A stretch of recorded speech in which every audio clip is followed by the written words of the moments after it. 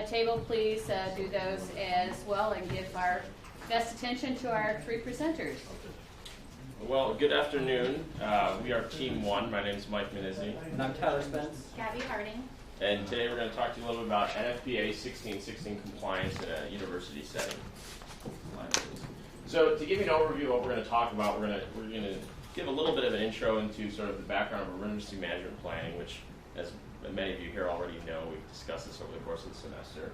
But sort of provide the scope for these documents and what 1616 and 1600 are, which I think there might be already familiar amongst the class currently. So we'll introduce those documents, talk a little bit about them. Tyler will focus a little bit on 1616 and talk about the importance of it. And then really what the scope of what we did is we'll talk a little bit about how we what we use what 1616 is and what we did by seeing if the Purdue University would be compliant today with 1616. So to do that, we used one of the annexes of 1616, which is basically a running checklist to see if you're compliant, non-compliant, or partially compliant. But we'll talk more about that later. And then give sort of our overall thoughts, conclusions, lessons learned on 1616 and how we can be compliant here as a university, and look at other industry and going forward.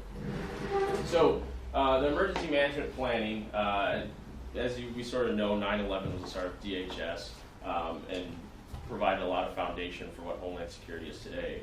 But another big event that inspired a lot of what 1616 became was Hurricane Katrina, because it highlighted the importance for mass level evacuation and sheltering pre the event and post event. And that took place at the federal, state, and local levels, and really stressed the importance of that post the event. It also talked a little bit about what 1600 is, as you'll hear, the idea of business continuity planning and how do we pick ourselves up after the event. But what can we do before the event and plans we can have currently so that if anything were to happen, we can have these business continuity plans and sort of have an idea of where our personnel and people would go as a company during these disasters and storms. So we looked at sort of two case studies, two examples, and with a third, just a higher level example in our literature review about the dangers of not properly planning for an evacuation. And the first one was a bus accident in Boston where they were evacuating sort of a nursing home. And what ended up happening was the lack of planning resulted in these oxygen tanks on board a bus heating up and exploding. So in the heat of the moment, in the decision to pull the trigger and cause an evacuation, some things were overlooked, such as proper storage and handling of oxygen tanks, which ended up taking lives. Another example of this was during Superstorm Sandy. A 580-pound woman sort of stranded on the 15th floor of a hospital. And how do we handle situations like that where maybe we don't have the elevators, no power, we can't use the elevator, and we have narrow stairs, and the situation is overall can be pretty dangerous if we haven't thought about prior to the event. And finally, some of the things we looked at is how does an evacuation plan change based on urban and rural areas versus what sort of resources are around, how far are we going in an urban environment, are we going further or shorter, or in a rural environment, are we going a longer distance to get to the next town or whatnot. So some of this was sort of the inspiration of what we looked at, the importance of evacuation. A lot of the documents and things we've talked about so far, even as a class, has been what are the hazards leading into an event, but we don't sometimes dig into the nitty-gritty details of what we need to be looking for during an evacuation process and sheltering process. And with that, I'll hand it over to Tyler to talk about the inspiration and the documents that came from that. Okay, so starting after 9/11, we realized, as we've mentioned in this class a lot, with the formation of the Department of Homeland Security, and organizations realized they need to be prepared for all kinds of emergencies, all kinds of disasters. Katrina was another example that really emphasized the importance of planning. And the National Fire Protection Association developed standards to comply for emergency management and business continuity programs to be applied at private businesses, at nonprofit organizations, and just really any sort of local organization and get them thinking about emergency management and disasters and how they can prepare themselves to cope with these events. And as I mentioned, it really became apparent after 9/11. But one of the things about standards is that they are voluntary, and so there's no real authority that says, oh, you're going to make you comply with this, unless it's related to a federal standard or the federal government has that authority. But with specific standards from an agency, it's voluntary consensus, and really implementation is up to the business to make sure that you're taking the proactive measures to comply with these standards. And then sort of an offshoot of 1600, specifically relating to mass evacuations and sheltering, is the standard 1616 that's currently in development. This was, again, a need after Katrina when a lot of people were exiting Mississippi, New Orleans, Louisiana, and there were, the day before the hurricane arrived, the highways were blocked, and it created another disaster within the disaster, just because there was no planning on how to get people out or where people were going to go, and so again, so this sort of offshoot of thinking about of emergency standards is thinking about evacuations and sheltering and what you're going to do with the actual people within your business, within your community, to get them to a safe place. One of the things is, if it's tornado, should you stay in the building? Should you go to another building? What should you be thinking about when you're confronted with emergencies? And so in 2013, a technical committee was formed to develop the standard. And currently, they have the chapters of the standard created. The comment period just closed last semester. My group actually worked on the pod events, and we looked at some of these standards, and then Dean Larson came and presented and talked about 1616, and we were encouraged to make comments. So some of you might be familiar with the 1616 already, but it's currently under revision. The comment period is closed, and it's expected to be implemented in 2017. So some of these specifics about 1616 is, as I mentioned, it was integrated into 1600, and it's expanding what's already there for business continuity, and is to provide public officials, stakeholders, emergency management personnel, just anybody from the federal government down to a local community, the state to be thinking about the stages, the sheltering, evacuation, and creating common terminology among everybody so that there's a cohesive plan in place that's coherent and is executable. So this is sort of a broad standard, and it's up to each local organization to implement these standards. There's some practical application you need to think about. How can we actually take this standard and make it meaningful to us? And some of the specific emphasis is on private entities, and what's the local community's responsibility when a disaster strikes? How does what's the role of an organization to account for the people inside it, its employees, the people visiting, staff, faculty, if it's a university, just anybody that's in your building? Are they going to shelter, evacuate? What's the process to take care of them? And then extending from that, should they take care of families? Should they make sure that the family members and employees are accounted for?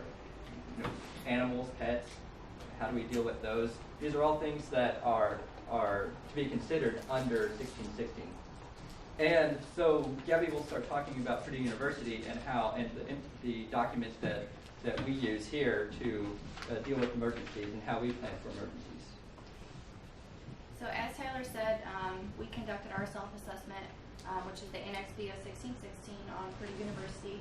So I'm going to give a little background on Purdue's emergency management. And these are the three documents that we focused on. They're all integrated in the emergency management plan for Purdue. The emergency support function and the strategic plan they're like attachments for the IEMP. So then we said the mission: the Emergency Preparedness and Planning Office will lead Purdue's emergency preparedness efforts. This will include planning and training programs for the university, community, and local, state, and federal agencies. So with our emergency management, we have 2 full-time positions. We have an emergency preparedness director and then an assistant director, Ron Wright, and then Jefferson House is the assistant director. We have a fully sworn police agency, a fire department with 29. We've got EMTs, paramedics, firefighters included in that. We have general mutual aid agreements with many law enforcement agencies and fire departments. We also have statewide mutual aid agreements with over 850 fire departments and then over 250 law enforcement agencies. We also have an established partnership with the Indiana Intelligence Bureau. So the size of Purdue, what we were looking at is there's 40,000 students on any given day with 15,000 faculty and staff on 2,500 acres. And like I said, we have 2 emergency management personnel, and then we have 1 environmental health and public safety official. And we're going to talk about the strategic plan and then the ESF, which is all integrated in the IMP. So the IMP is response guidelines. It talks about the Emergency Operations Center and the Purdue Alert process, because we now have Purdue Alert in the classrooms. It ensures the university is well prepared to react to emergencies. Their strategic plan is the foundation and direction for emergency preparedness and planning. And then the ESF, the Emergency Support Function, that's like an annex, and that provides information on internal and external departments needed for the incident. So the primary task of our project was to look at the self-assessment in NXB of 1616, which is the guideline that was a checklist, if you will, to go through and document your planning procedures, your standards, how you work with personnel, how your communications are, and just give an overall assessment of, are you in compliance with this document? So we met with Jefferson Howells in the emergency management office too, and at PHSI to look and went over this checklist and filled it out and looked at, okay, how does Purdue comply with the standard? Now in the paper we didn't actually use the name Purdue in the actual assessment just because it seemed a little too personal to say, oh, Purdue is compliant with this. We sort of kept it vague with the large Midwestern universities. But the self-assessment actually covers chapters 4 through 9 in the standard, which focuses, as I mentioned, on planning and evacuation and sheltering and those issues. But we actually only focused on the evacuation standard. We discussed a little bit about sheltering just through the course of our evaluation, but the primary emphasis was on how do we handle evacuations if the need arose. And so it might be a little tough to see, but the general gist of this was the table that we created to show our compliance. We had each main heading that we went through in the self-assessment check.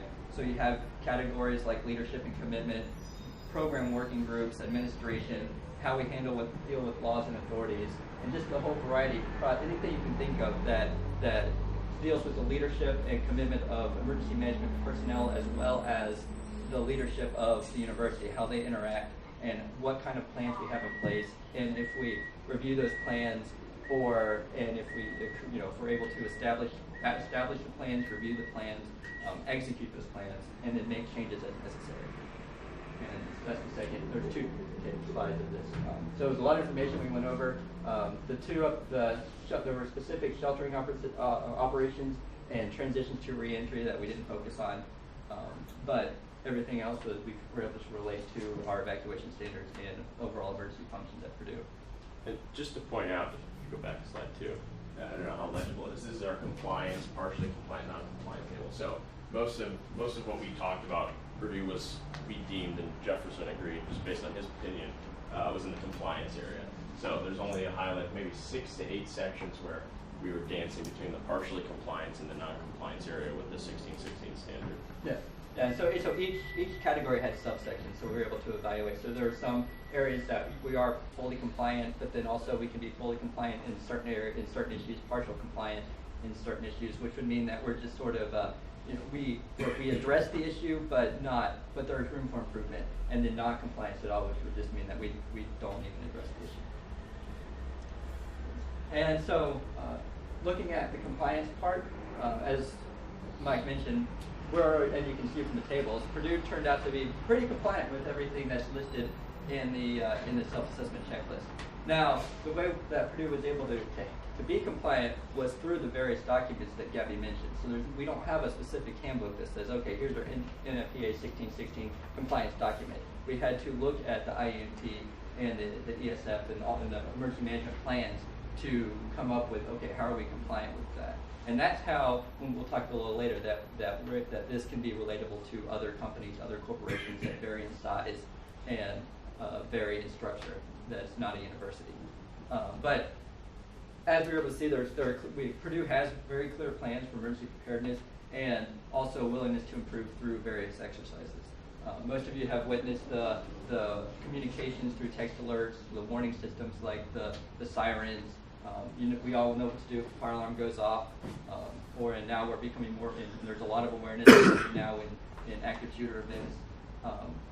But one of the key components was that Jefferson mentioned was that there's a necessity for Purdue to be self-sufficient. So we have our local police department, our local fire department, because we don't want to rely on outside resources for everything. We need to be able to comply and be sufficient on our own and be able to communicate effectively with the student population, with the faculty, and have our clear plan in place for us. And that way, if an event happens, we don't sit around and say, okay, we have to wait for the town, or we have to wait for the state government to come and help us. We can start preparing and start implementing a plan as soon as, even before a disaster occurs. Two of the things that Purdue was extremely compliant with were food safety issues and illness identifications.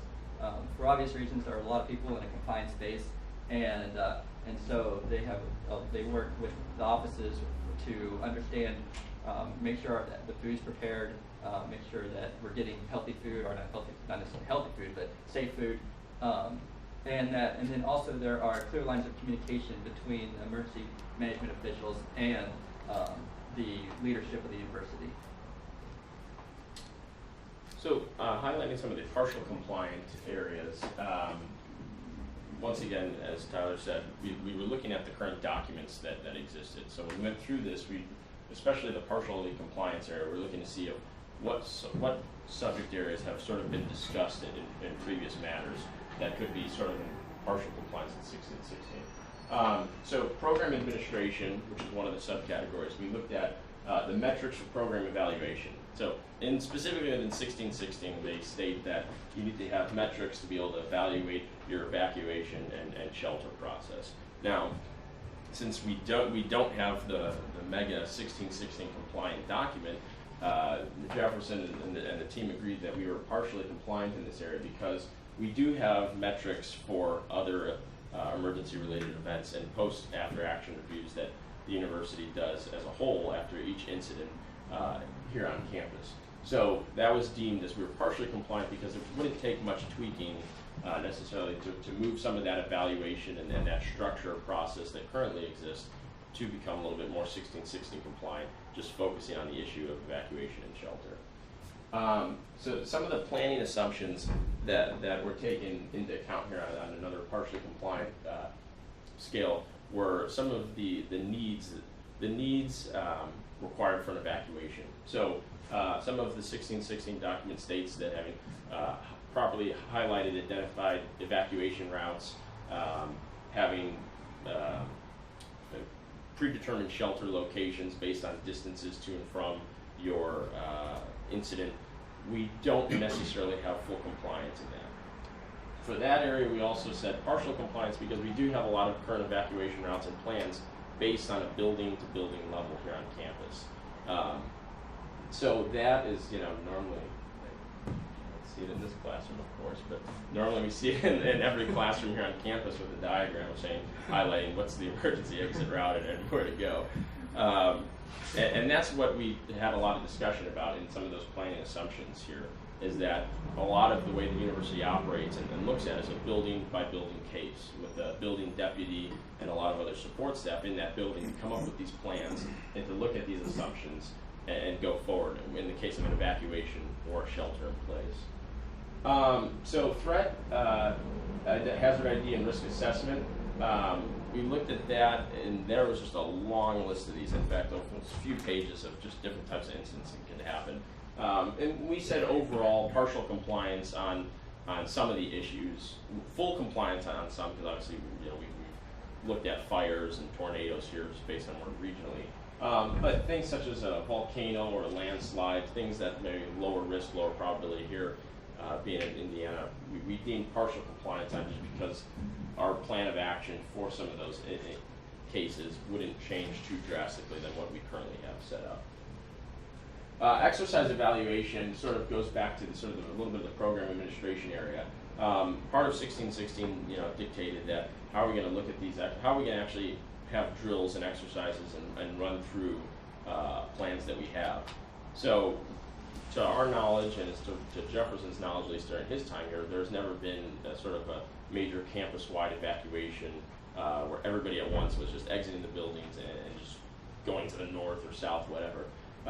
But what we did talk about were some of the large arenas or venues here on campus that have been looked at to say if there was a sort of an emergency situation during a performance in Elliott or during a football game, what are those plans? And even those facilities, as I mentioned earlier, building to building, have their own plans that would be partially compliant with a lot of this. Overall, though, at a university, we said that we were partially compliant there because we've done such scaled tests. And for the undergrads in the room, I remember freshman year, we evacuated Elliott Hall of Music during like BGR to test the response time, see how fast we can get that type of personnel out of Elliott. And I believe Jefferson also said at one point in time they did a test after a football game or an event just to get another time to see if people exit through the bleachers and through the field. But these considerations have been looked at the university level, or simulated event. Next slide, please. So some of the sort of larger non-compliant issues that we looked at, or specifically were, once again in these sections, program administration, sort of the anticipated program costs. There wasn't really a budget, or 1616 sort of calls for more of a estimated budget of what these evacuations would look like. Jefferson didn't have anything to provide in that nature, and to our knowledge, nothing of that exists in the current IEMP. So that's something that Purdue has looked at the discussion level, but haven't put any sort of publication out as here's what we think it would cost the university overall to evacuate all of campus or regions of campus at a larger scale than just a building-to-building issue. Planning assumptions in this category, there were some things such as findings from social sciences, so almost looking at white papers and seeing what are the effects going to be on personnel in this event. And this sort of goes back to, I think what I mentioned earlier, requirements and resource analysis. If any of these, or if any sort of large-scale event were to happen on campus, it was one of those things where it would be handled on a case-by-case basis based on where it's located and what type of event it is.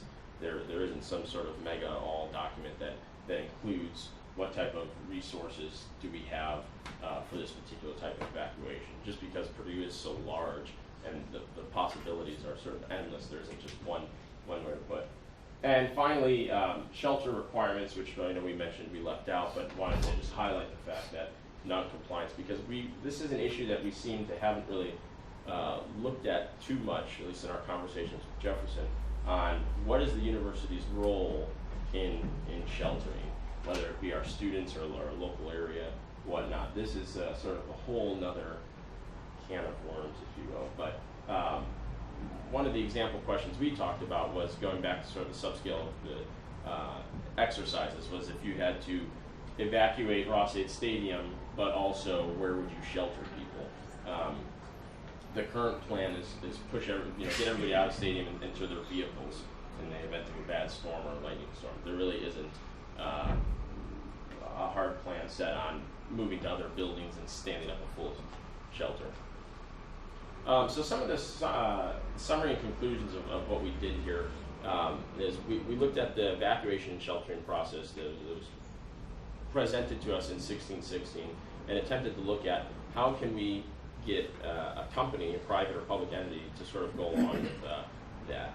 And our case study shows, or case study of Purdue shows, that there are a lot of things currently in place that helps and are fully compliant with it.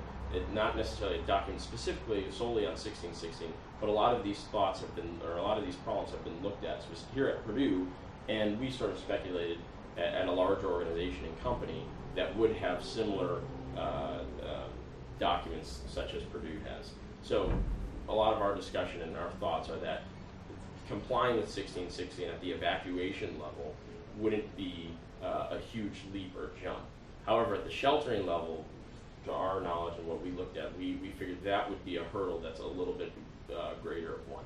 Because what we didn't mention is, all in 1616, is there's a lot of criteria for what a shelter is and how to stand up a shelter. The other thing we looked at is an internal versus external incident. So how does this plan change versus if there's something happening on Purdue's campus or something happening in the city of West Lafayette?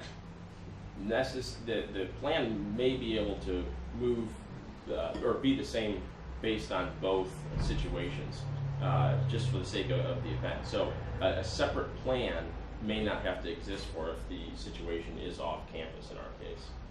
I sort of highlighted already generating a 1616 compliant plan, or with our case study of Purdue. We didn't think it'd be too hard in the evacuation section. And our areas are concerned with